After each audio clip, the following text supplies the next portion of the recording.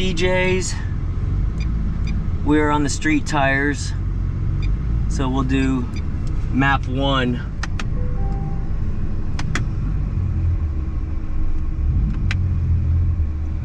We'll do a launch. Let's see how bad it spins.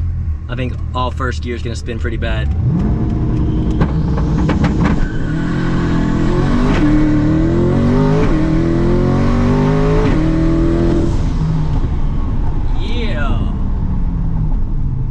Obviously spins real bad in first, but we have it set up boost by gear. So first gear, I think it's like 5 pounds, and then it just slowly adds a little bit as we go. But on a drag radial, he can change that setting and make it a lot more violent. Man, that felt good. That felt real good.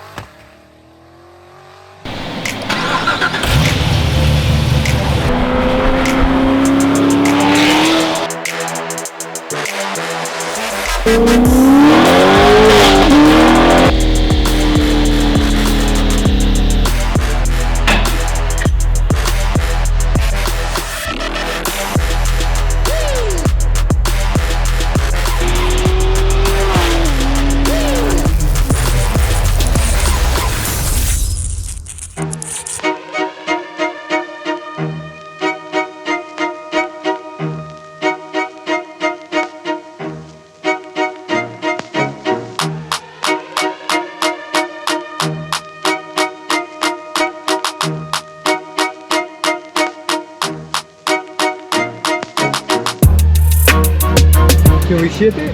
They're coming Wednesday or Thursday to come get it. So we should probably drive it one more time on the street. I'm down. Let's do it. I just got done driving it to lunch. Man, it's fun, bro. On setting number 1, I think I have it like on 8 pounds.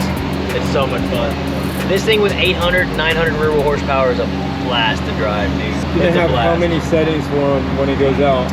I'm gonna give him 4, but to be honest, so with these tires on it, 1 and 2 will be the, 1 is enough, 2 might be on the verge, 3 with these tires will be too much. What happens is when it spins the tires really bad, it's like slipping a clutch really bad, and it'll try to go and reduce engine power. If it slips really bad or spins the tires really bad. I'm used to testing the car on drag radials, and it had no problems. Yeah. This is the first time I've tested on this. I tried turning the boost up, was it Friday? Yeah. And it went to reduce engine power on me. It's because it was spinning the tires so bad. Yeah, because the clutch, it freaks out because the clutch doesn't know what to do. If it spins so bad, it doesn't want to shift just right, and it freaks out. But on the drag radials, it has no problem. It never goes into the It didn't. Dude, I had it on the drag radials forever and it never had a problem. Last time the first time I tried with these tires on it, the first time I had a problem. It spun so bad. But yeah, we'll go drive it one more time.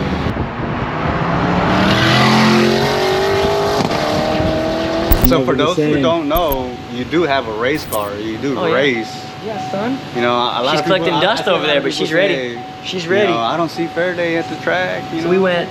How long has it been, Dean? When was the last time we went? A couple months ago? More than that. It was March. Oh, recently was March? The one at March when the front Dallas, right? front strut broke. It's somewhere up there in Dallas. Yep. Yes. We got it fixed and it's ready to go now. There's I mean, obviously there's a big race in September, but so I need to look up and see when the next one we can hit. There's some dude on the East Coast trying to race, just grudge races for like 15 or 20,000 bucks. But it's in a pro mod. My car's a back half car, but mine's not a real pro mod. So can you explain to them what is the difference between a back half car and a pro mod, like an actual pro mod, or what would be the difference? So my car drove off of a car lot, right? Like you actually could buy it from a dealership and then we cut it up. But it still has factory rear quarter panels. The roof isn't factory, but usually it's factory. Like we have carbon fiber roof, but the rear quarter panels, everything, the car is still there. The front frame rails are still there. It's still technically a car from a dealership. A pro mod is literally gets built on a jig. So it starts off on a little jig and they start building tubes to make the frame rails. They do double frame rails and all that kind of stuff. Mine started off as an actual car and still is they call it a back half car because it still has front frame rails and the rear quarter panels, everything is still factory from the way it came from the dealership. I mean, look. Good to know. This is what the front frame rails are.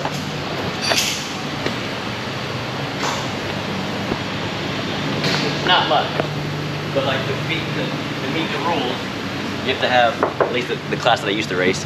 So that's all factory, and then this is considered the frame rails. See right here? Right. That came from the factory frame rail. Whereas a pro mod, that'd be all tubing. That See all this? Correct. That's the whole frame rail. It'd be all tubing. And like I said, it would start off on a jig, not from a dealership. But besides that, I mean, literally, that's the only piece that's stock, and really the rear quarter panels. Everything else is redone. Even right. Carbon fiber, carbon fiber, carbon fiber. You know, Did you sit in it? Yeah. Did it feel good, right? Nice and tight?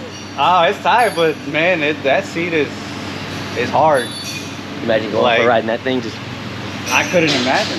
You know what I'm saying? Like, this is a whole different level from what you took me on a ride with. Oh, you know what I'm saying? Later today, we'll turn it around. I'm gonna flip it around. We'll put it on the Pro Jacks. Okay. We'll raise it up.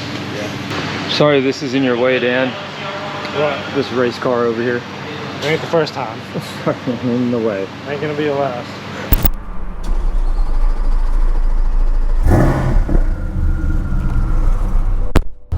Super hot today. I think it was like 98 or 99 yesterday. Today, I think we are probably close to the same, but we are in Mr. Hunt's 2020 twin turbo C8 Corvette. Last time y'all saw this thing, we took it to TX2K and went 930s in it, literally the second pass down the drag strip. We've literally been fixing a few of his suspension stuff in it since then, and really the car's been sitting, and we just added a new breather system to it and a few other little things, and finally getting ready to ship it back to him. So I'm gonna make a few little pulls real quick. I just put it on his first map that I have for him. Yep, map number 1. Let's see how she does. So the way I have this thing set, where we put it in manual mode, you can shift it, get it to the RPM you want, get what gear you want in it, and then just floor it.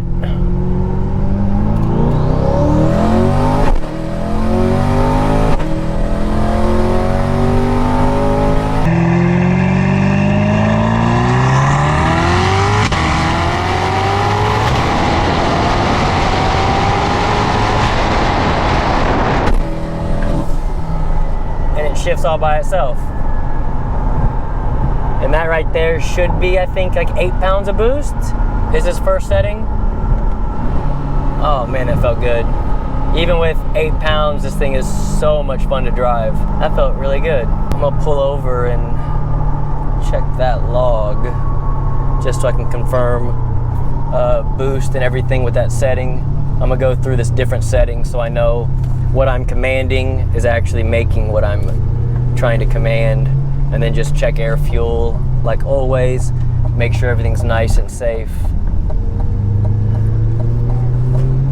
Man, from a roll, that thing's fun. And we do have the big tires on it. It's a street tire though, so there's no drag radial on it right now, so I can't turn the boost up too much in the lower gears.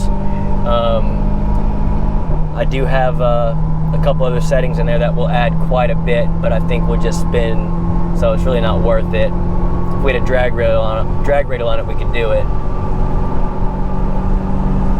It sounds so good with the bypass valves. Oh, I love it.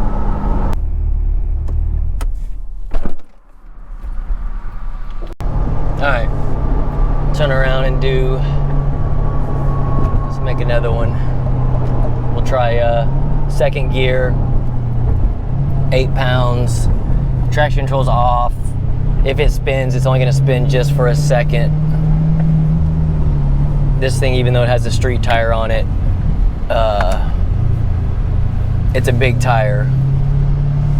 So data recorder on. Let's try second again.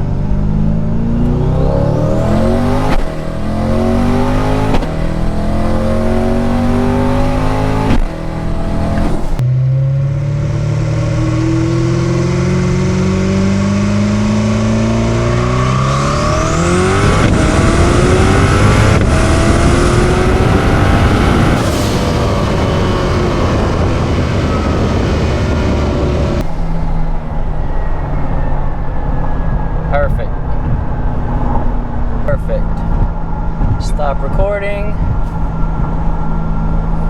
Again, that's 8 on top of the wastegate, so like I said, roughly 7 or 8 pounds of boost.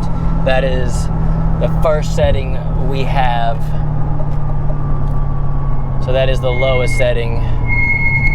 His Brembo brakes, they can get loud once they get heat in them.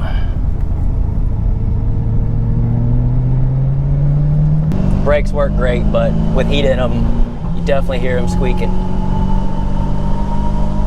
I'm gonna go back, pull over, check that log, and then we'll look about turning up to the next setting real quick. Car's so much fun to drive. It's hard to describe through video, guys, but you know, back in the day, like in 08 and 10, we built a lot of the twin turbo Lambos, and it really does bring me back to those days. Just the way the transmission shifts and the way the car feels with the engine in the back, idling nice and smooth like the Lambos did. We didn't put big camshafts in them. You know, GM stuff, we always put big cams in almost every car we do for our big builds. So it's different to have a car just idle so smooth and drive so smooth, but then when you get on it, it hauls ass, and it's so much fun. All right, let's start recording. I'll try second again. It might spin a little bit.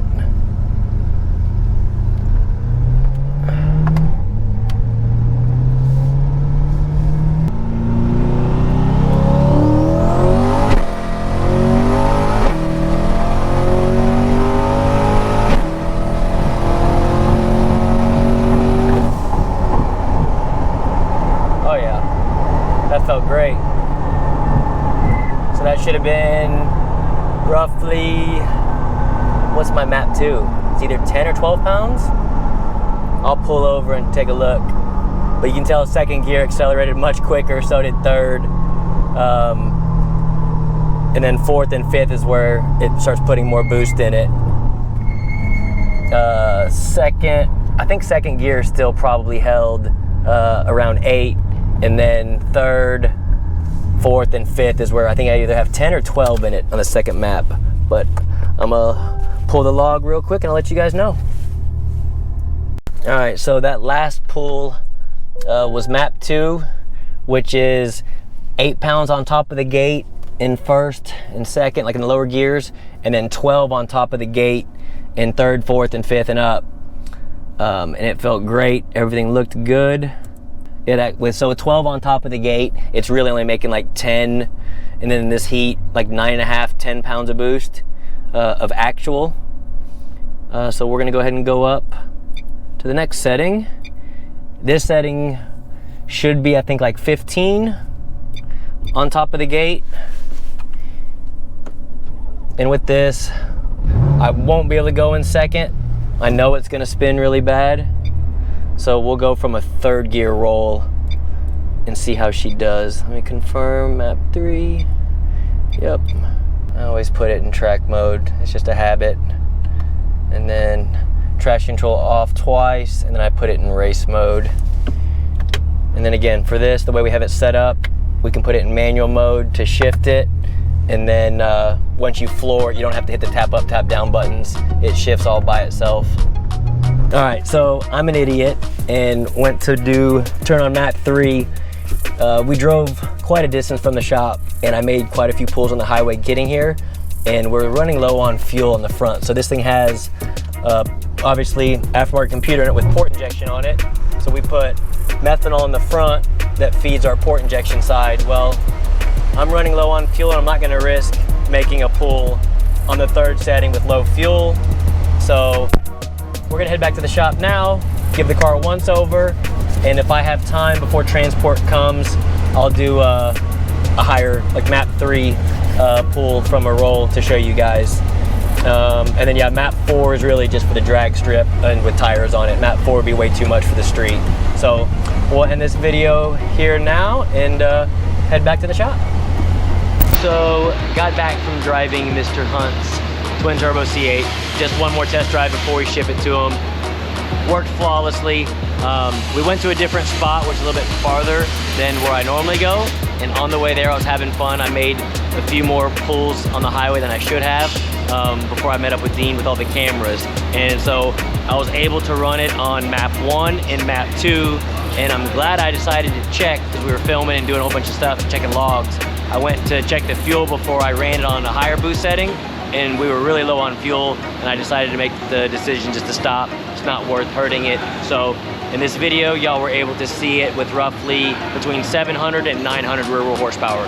I didn't want to turn it up over that, but again, running low on fuel, that was my fault. I should have brought more alcohol with us, but anyways, it's still perfect for the tires that it's on. It would have spun really bad on the higher settings anyway, so hope you enjoyed it, guys. As always, if you're new to the channel, hit that subscribe button, comment below, let me know what you think about these Corvettes, guys. We've done, obviously y'all know, several twin turbo C8s. Comment below, let me know what y'all think about the horsepower we're making with them, and then what y'all think about a Pro Charged one coming up.